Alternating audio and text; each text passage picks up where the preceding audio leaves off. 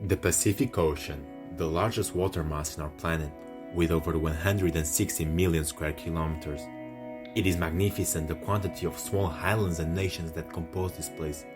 It has thousands of years of multicultural influences from all over the world. Today's topic is about a particular country, composed of several small islands and atolls, with a very small population and landmass, but with a great people and history to tell you about.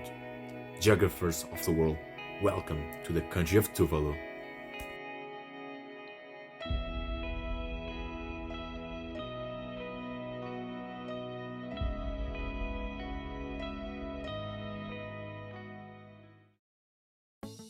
Tuvalu is one of the least known countries in the world.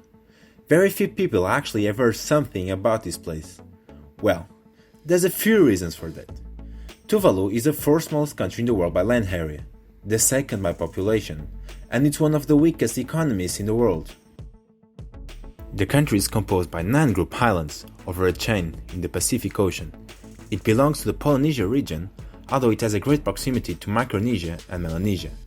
The islands and atolls that make part of Tuvalu are Nanumea, Nanumaga, Niutau, Nui, Vaitupu, Nukufetau, Funafuti, Nukulailai, and Niulakita. The country itself only has around 10,200 people, only surpassing the Vatican.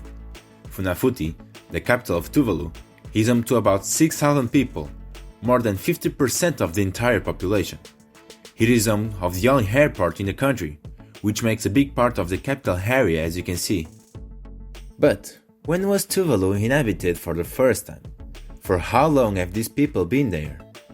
Linguist specialists affirm that the first settlements in the islands date back around 2,000 years, based on the language characteristics.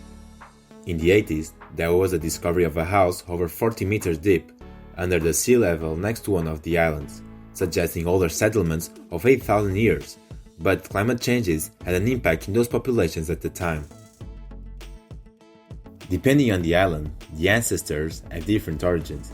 Some are from Samoa and others from Kiribati. This translates in some linguistic differences depending on the island you're on. Today, most of the places speak Tuvaluan and English, officially the two languages of the country. It is said that the first European to reach the islands was the Spanish explorer Álvaro de Mengana y Neira, around the year 1567 or 1568. Nui was the first island that he reached, naming it the Island of Jesus. The English took control over these islands in 1892, naming them Hellis or Lagoon Islands.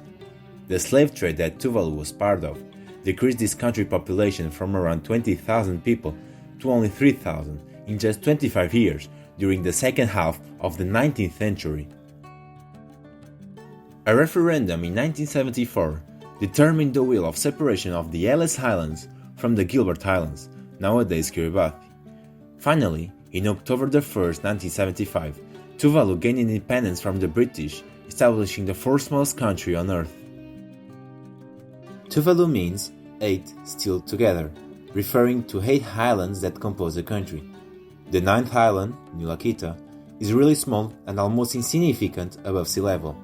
That's why it was excluded by the time the name of Tuvalu came to public.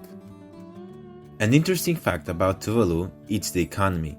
A great part of the profit comes from fishing licenses and fuel exportations. Around 10% of the GDP of Tuvalu is due to the possession of the .tv domain. Imagine if they had included Niulakita when they were naming the country. The rise of sea levels is putting Tuvalu in danger of disappearing. The highest point of the entire country is just about 5 meters above the sea level. With this, the government have started some campaigns and projects to protect the islands from joining the Pacific waters. Tuvalu is truly a secret in the Pacific Ocean, but that's part of its magic. It's the least visited country in the world, but that doesn't mean it will be a bad experience. You just need to know what you'll encounter and enjoy it. So, geographers of the world, did you enjoy this content about one of the most unknown countries in the whole world? Please leave a like and subscribe to the channel. All your support is very important. See you in the next stop, geographers of the world.